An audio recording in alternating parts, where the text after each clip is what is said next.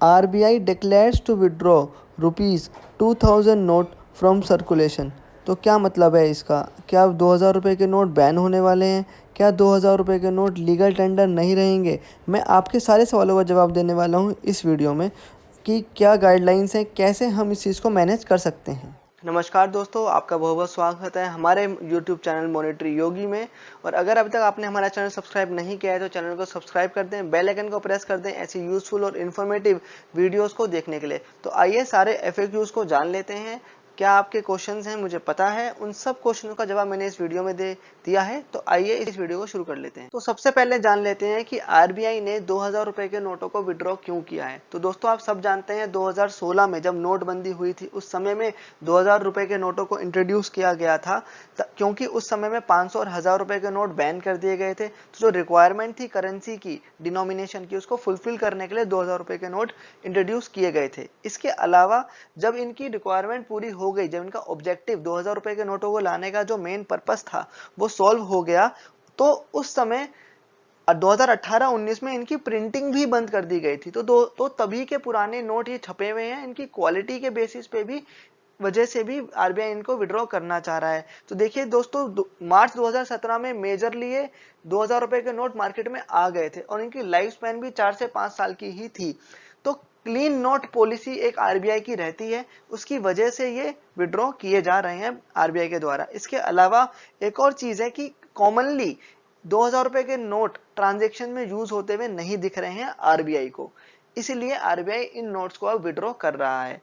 इसके अलावा आज की डेट में बैंक्स के पास, आरबीआई के पास सफिशिएंट डिनोमिनेशन है हमारी रिक्वायरमेंट को फुलफिल करने के लिए, ठीक है। इसलिए अब इन 2000 रुपए के नोटों की बैंक को जरूरत नहीं है, इसलिए 2000 रुपए के नोट आरबीआई विड्रॉ कर रहा है। तो दोस्तों हम जान लेते हैं क्लीन नोट पॉलिसी क्या है। तो देखिए, क्लीन नोट पॉलिसी आरबीआई की ये है कि आरबीआई को पब्लिक को वो नोट देने हैं जिनकी क्वालिटी अच्छी हो। गुड क्वालिटी के नोट्स को देने के लिए जो पॉलिसी है आरबीआई की, वो क्लीन नोट पॉलिसी है।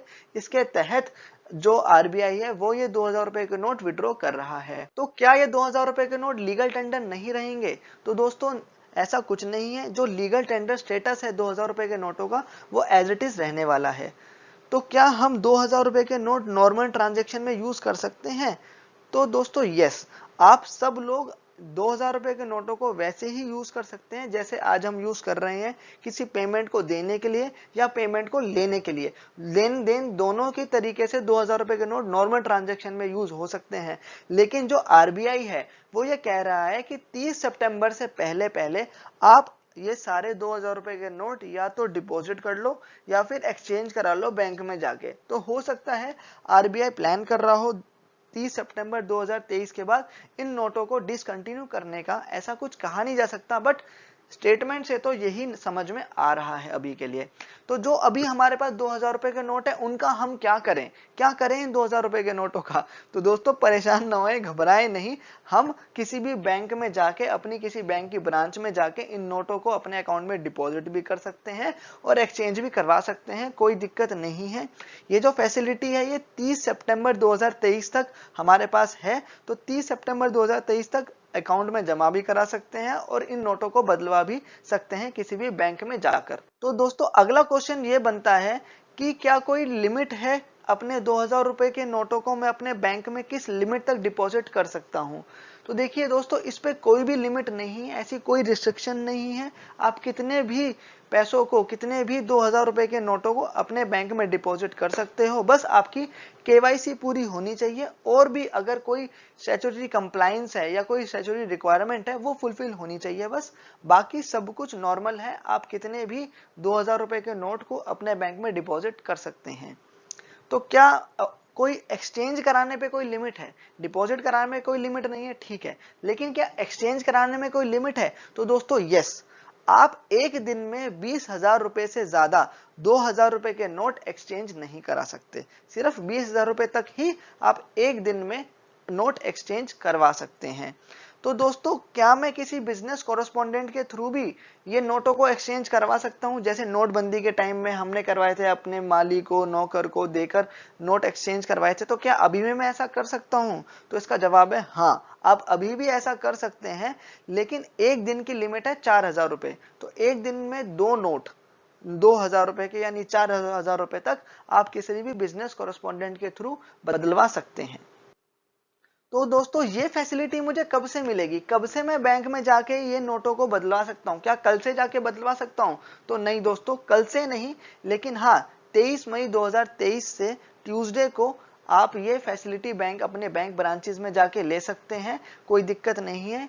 ये समय आरबीआई ने दिया है बैंकों को अपनी अरेंजमेंट करने के लिए, ताकि किसी भी बंदे को, जो हम बैंक में जाएंगे जब नोट को बदलवाने के लिए, तो कोई भी असुविधा ना हो। तो उसके लिए आरबीआई ने बैंक्स को टाइम दिया है 23 मई 2023 तक का, ट्यूसडे तक का। उसके बाद ट्यूसडे से हम जाकर अपने नोटों को एक्सचेंज भी करा सकते हैं और डिपॉजिट भी कर ही सकते हैं।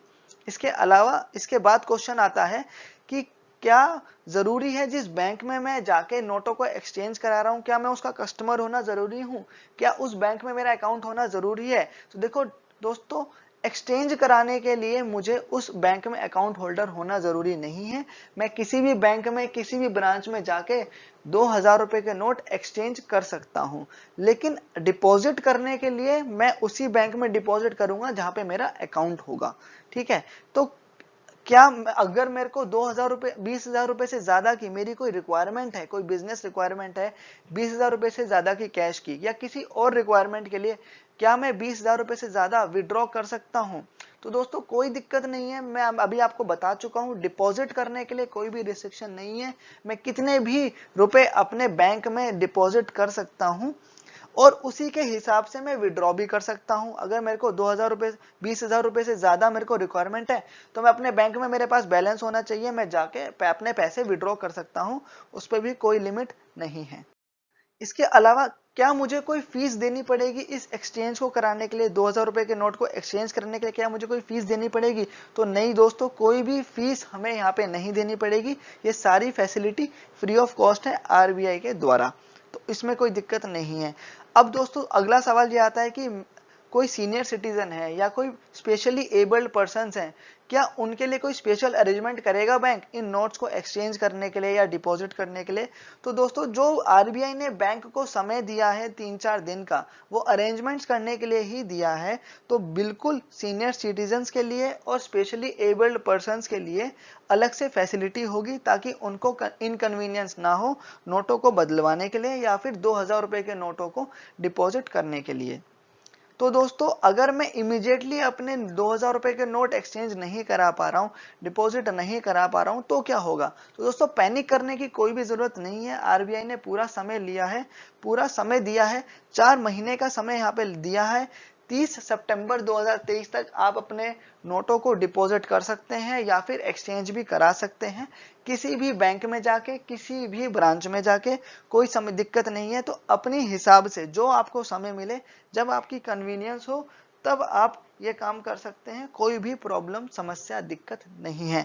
तो ये सारे कुछ क्वेश्चंस थे जो मुझे लगता था कि सबके दिमाग में होंगे, तो मैंने उनका जवाब इस वीडियो में दे दिया है। अगर आपको लगता है आपका कोई और सवाल है, तो आप कमेंट करके हमसे पूछ सकते हैं, मैं आपको कमेंट में इस चीज का जवाब जरूर दूंगा। अगर आपको ये हमारी वीडियो पसंद आई हो तो लाइक जरूर करना दोस्तों, लाइक हमारे लिए बहुत इंपॉर्टेंट है। तो इस वीडियो के लिए इतना ही, मिलते हैं अगली वीडियो में। थैंक यू सो मच दोस्तों।